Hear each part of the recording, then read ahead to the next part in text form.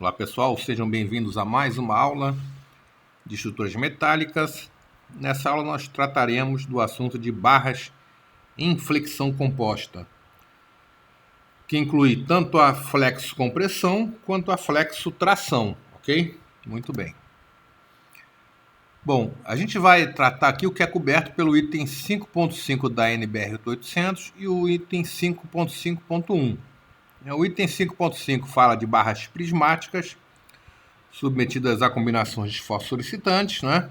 E o 5.5.1 de barras submetidas a momentos fletores, força axial e forças portantes. Não está incluído neste caso os momentos torsores, que são tratados numa situação à parte, né? E costumam ser evitados no dimensionamento e no projeto de algumas estruturas metálicas, como o caso de galpões industriais, por exemplo. Ok? Bom, a flexão composta, né, é aplicável à verificação de estados limite últimos de barras prismáticas nas condições previstas no item 5.4.1 da norma, sujeito aos efeitos de momento fletor e força cortante, força axial e momento de torção. Lembrando que nesse caso a gente não vai abordar agora a torção, né? Nas seções IH com apenas um eixo de simetria situado no plano médio da alma, deve-se ter a razão entre os momentos de inércia das mesas comprimida e tracionada pelo momento fletor em relação a este eixo situada entre 1/9 e 9. Isso está previsto no anexo G. Além de se verificar todos os estados limites de serviço aplicáveis. Ok? Muito bem. Então, repara que essa última limitação é para seções IH com apenas um eixo de simetria. Tá? Geralmente a gente adota seções IH duplamente simétricas, em 99% dos casos dos projetos de estruturas metálicas, ok? Muito bem. Uma flexão composta, né, que a gente estuda lá na resistência dos materiais, ela combina os esforços aí, de flexão e compressão ou tração, né, e os seus efeitos. Então a gente tem ali, por exemplo, uma peça submetida a um esforço normal N e um momento fletor M. Bom, devido ao esforço normal N, né, nesse caso compressivo, nós vamos ter um diagrama de tensões normais constante, ok? E devido ao momento fletor, a gente terá aquele diagrama de esforços normais, né, com variação linear, ok? Sendo, no caso ali, a compressão no bordo superior, de acordo com a figura, né, e a tração no bordo inferior, tá? Tensão nula na linha neutra, né? E a combinação, a soma, né, dos dois efeitos, dando aquele terceiro gráfico de tensões, né? Repara que há uma redução do ponto onde se encontra a linha neutra, ok? Teremos mais partes da seção sobre compressão do que sobre tração, né? E essa verificação pode ser feita somando, né, as duas tensões, devido ao esforço normal e ao momento fletor, e garantindo que elas sejam menores ou iguais à tensão de escoamento. Bom, isso ali ainda no regime elástico, né, a gente pode botar como sendo o esforço atuante, né, dividido pela resistência AFY, mais o momento fletor atuante de cálculo, dividido pela resistência, o momento fletor resistente, que é WFY, lembrando que W é o módulo resistente elástico, né? Essa soma menor ou igual a 1. Ok? Muito bem. Como aquelas expressões de baixo representam, né, no caso do regime elástico, o esforço normal resistente e o momento fletor resistente, né? Então a gente chega àquela equação de interação, que o NSD sobre NRD, o esforço normal atuante sobre o de cálculo, mais o momento fletor atuante sobre o de cálculo menor ou igual a 1. E a gente pode fazer aquela plotagem que aparece ali do lado direito e a região onde seriam admitidos esses valores, ok? Muito bem, né? Na passagem da primeira para a segunda equação, o que se fez foi inicialmente, né, dividir os dois lados por FY, tá?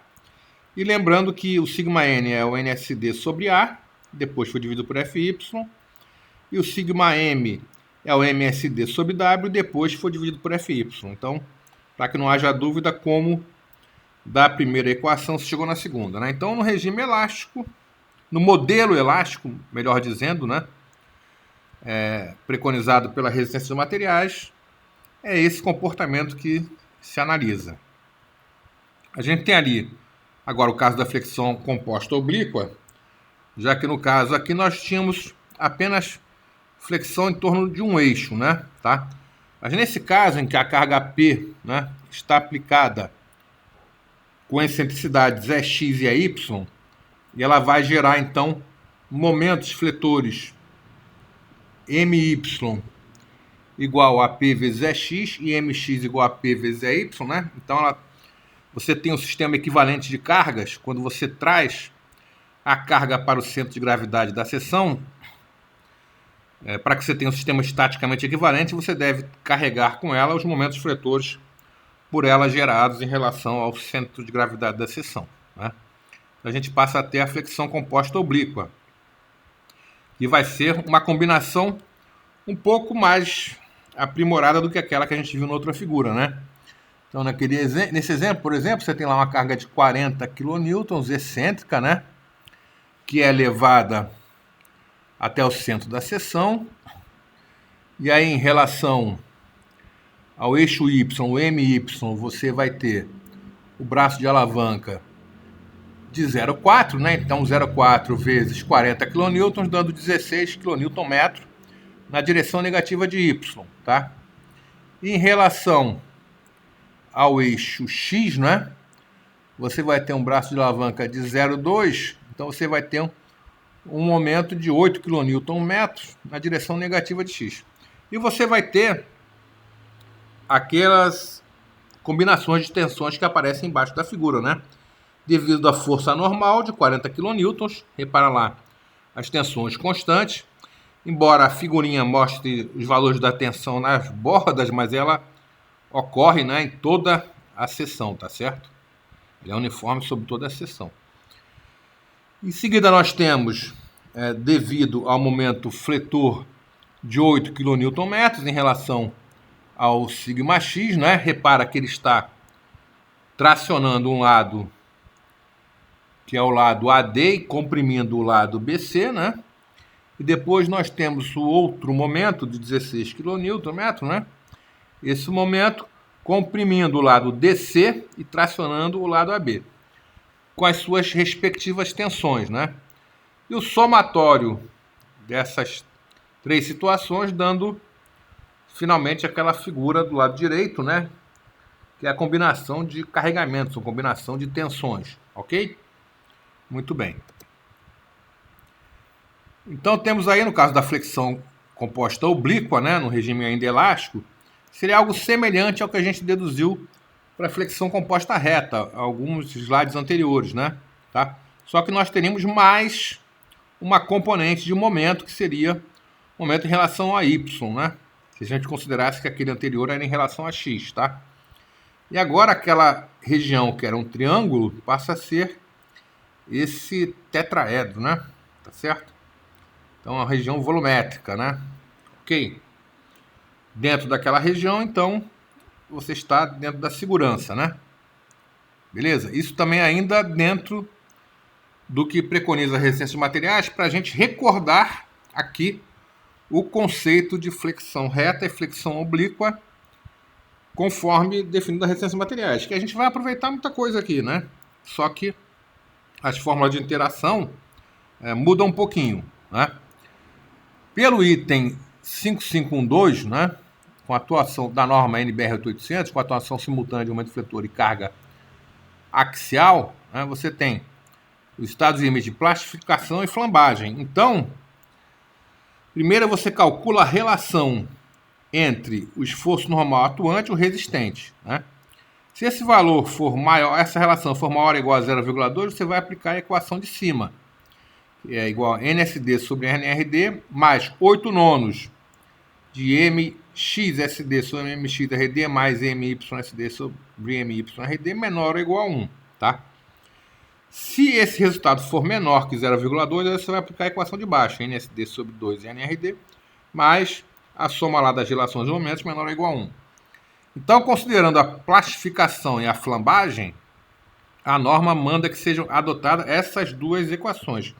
Repara que elas são muito semelhantes àquela da resistência de materiais, mas elas têm algumas correções, né? Devido justamente aos fenômenos da plastificação e da flambagem, que não eram considerados naquele caso, né? Ok? Muito bem, né? E temos aí também uma visualização gráfica, né? Das duas equações, no caso que a gente só tivesse um dos momentos atuantes, né? Podia ser o mx ou my, tá certo? Ok? Então você teria ou aquela faixa triangular lá de cima, para o caso dessa relação NSD sobre NRD ser maior ou igual a 0,2, né? Ou aquela questão, aquela parte de baixo, né? Tá? Que daria ali um trapézio, né? E a equação ali em verde. Muito bem. Bom, além daquelas equações de interação, então, é importante lembrar que nós temos que, voltando, né? As equações de interação, nós temos que satisfazer essas equações de interação, tá certo? Além disso, nós temos que verificar também isoladamente a resistência ao cortante, a resistência ao fletor e a resistência ao esforço normal, seja de tração ou de compressão, tá? Então, todo aquele cálculo que foi visto anteriormente, né? Para verificação, a tração, a verificação, a compressão e a verificação, a flexão, com todos os seus estados limites, FLT, FLM e FLA, continuam sendo feitos na flexo-compressão e na flexo-tração.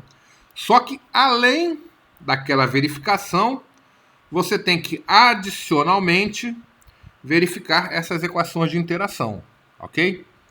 Muito bem. E ainda tem alguns limites para as tensões normais, né? Considerando o que está nos itens 5, 5, 2, 3A e C, né? Para os estados limites de escoamento sob efeito de tensão normal, ou seja, a tensão normal atuante tem que ser menor ou igual à tensão de escoamento sob gama 1, né? Para os estados limites de instabilidade e flambagem sob efeito da tensão normal, essa tensão normal tem que ser menor ou igual ao fator de redução x, né, vezes a tensão de escoamento Fy sobre gama 1. Onde esse fator de redução, né, é aquele associado à compressão, usando aquelas mesmas fórmulas, em função do lambda zero ser maior ou igual a 1,5 ou menor do que o 0,5. Então, aquela mesma fórmula de cálculo desse fator de redução em função de lambda zero é o mesmo. Mas o que muda é o lambda zero, que nesse caso vai ser igual a raiz de 0,6 Fy sobre sigma E, onde sigma E é a tensão normal correspondente à ocorrência da flambagem, ok? Muito bem. Então tem que se verificar isso também, né?